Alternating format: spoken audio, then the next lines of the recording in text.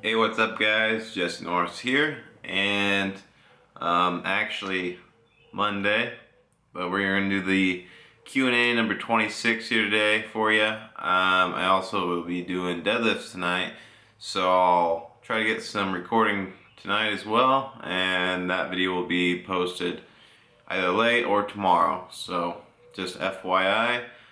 Today is going to be the Q&A, again, number 26, I believe, and like I said, we're going to be doing these every other week, just to allow more comments, more questions, more feedback, because I feel like they're starting to get monotonous, and I don't want them to be monotonous. I want them to be informative, and I want you guys to take away something from each and every one of them rather than kind of going over the same stuff.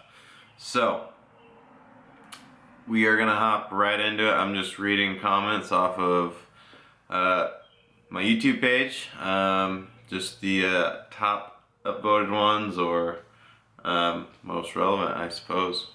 So, start off.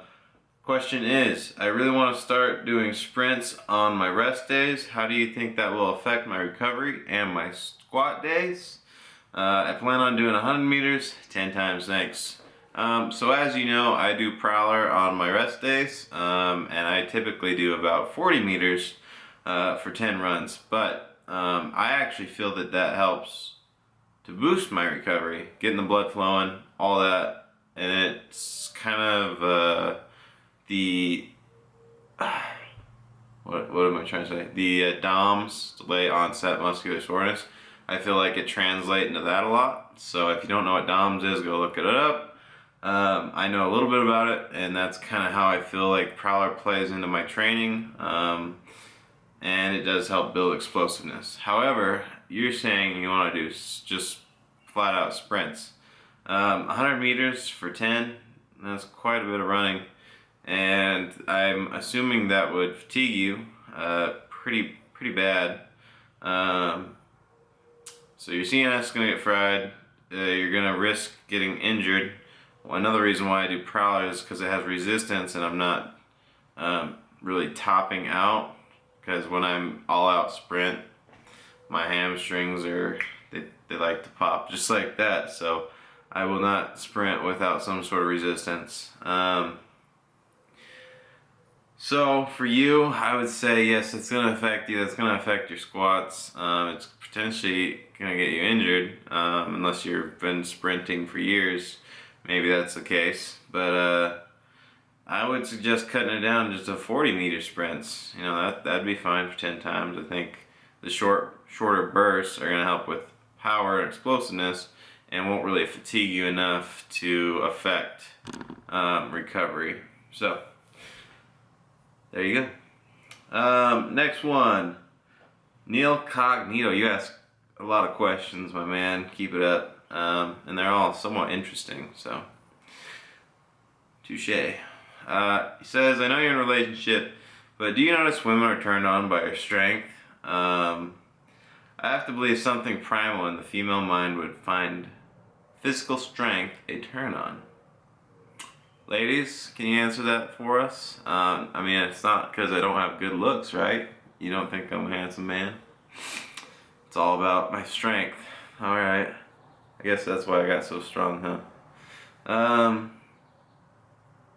To be honest, I don't know. Maybe. Ask the ladies here. Drew Mers, what goes through your head before a big lift? I probably went over this one before. Honestly, not much. When I'm getting ready, you know, my name's been called. Let's say I'm at a powerlifting meet. My name's been called. Jesse Norris is on deck, or is up. What do they say? It's been a while. I don't even know what they say in a powerlifting meet now. I believe it's on deck.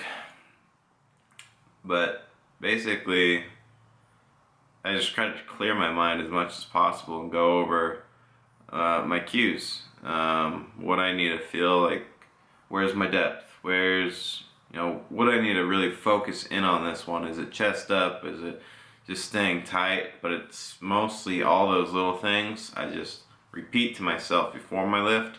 Like, even though I've been doing this for years, I just kind of tell myself, all right, you know, sit back, big chest, stay tight, you know, hit the hole, you know where depth is, etc., etc. I don't really think of anything else. You know, I think about the weight, I think about the training, and just the amount of time I've been doing this, and just use that to really keep myself in and hopefully get the lift. I don't see that it really gives me a ton of adrenaline. Like, I get antsy as I start to get up on the lift, but I don't go all psycho and rage and slap myself. I don't do that shit. I find it pointless, but to each his own. What is this next one? Oh, your mom. Oh, it's your mom. Asks, if powerlifting becomes an Olympic event, will you compete? Yes. USAPL-IPF is following a bunch of Olympic protocols or something like that, and it's potentially going to be in the Olympics. I don't know when. I don't know when that will be, if it's actually going to happen. But you know, if it is an Olympic event, absolutely, I'd love to go represent the country at an even larger scale than I ever have before, and that would be awesome. Say I went and competed in the Olympics. That's definitely on my bucket list. So, yeah, I'll go compete. It just depends on whether and if it actually happens. So, next up, are there any other upvoted questions here? Let's see. You know what's funny? My last one was about me being sick, but I'm still coughing. I don't know why. I don't know if it's allergies or what. Someone asked, have you ever seen the Allometric Scale scoring? Do you think it's better than Wilks? And what is your opinion on Wilks scoring? Well, I haven't seen this Allometric Scale, so I don't know what that is, but I think the Wilks, it's okay, but I don't think it's accurate, in my honest opinion. So, like, you can be really light and pretty damn strong, and score better than a lot of people, or you can be really big and strong, obviously, but in comparison to, like, let's say body weight to, you know, let's say I lift 10 times my body weight, right? Well, that don't matter. Like, to me, that's a huge goal of mine, like, to lift the most amount, like 3 times my body weight bench, or obviously that's not gonna happen, but 4 times my body weight pull and 4 times my body weight squat, right? So those kinds of perspectives, for me, are more relative, and I think make more sense when I compare myself to others. Like, if someone's smaller or bigger than me, that's kind of how I compare it. You know, if someone's 150 pounds lifting 600 pounds, well, they're lifting basically the same as much as me on a deadlift. So that's kind of how I base it. In my head, I'd have to see this allometric score thing. I'll have to look it up after, you know, see what it's all about. But yeah, Wilks isn't, I don't think it's the best. It's been okay, but it's not the best by any means. Let's see.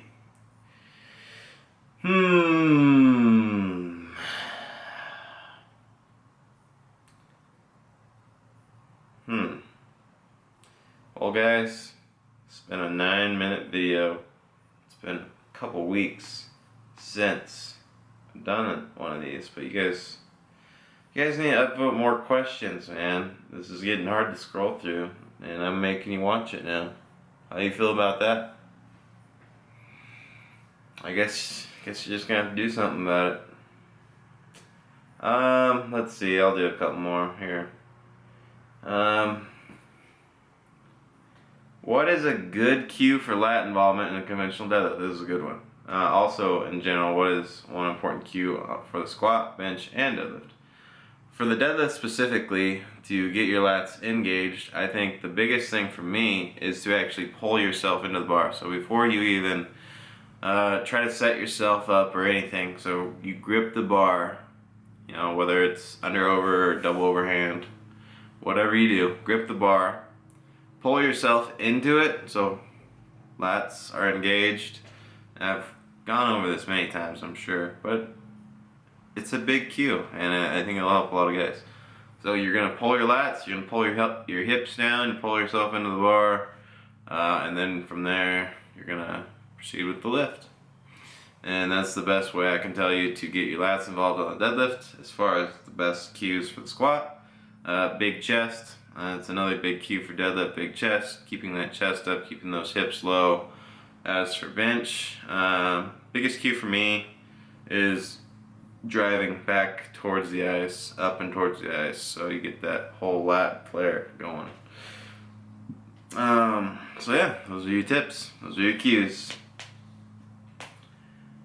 Sorry.